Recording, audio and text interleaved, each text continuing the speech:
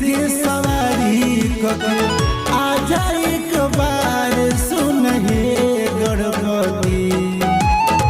मूस के सवारी कके आजा एक बार सुन हे गणपति, सुन हे गणपति।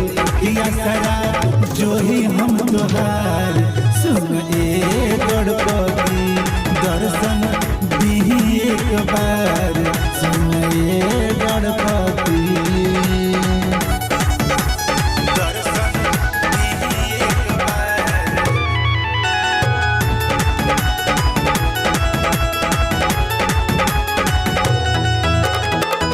एक दंत दयावंत चार भुजधारी, कहिया पुरैबा मनसा हे गजधारी। एक दंत दयावंत चार भुजधारी, कहिया पुरैबा मनसा हे गजधारी। महादेव के बेटा हौवे सबके चहेता सुन हे गणपति, सुन हे गणपति।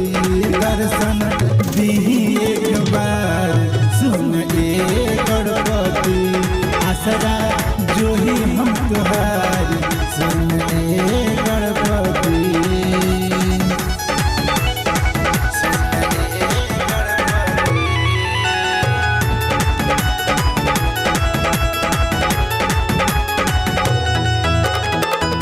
देवों में सबसे पहले भोला तहर पूजा, यही से कोयले बनी हम तोहर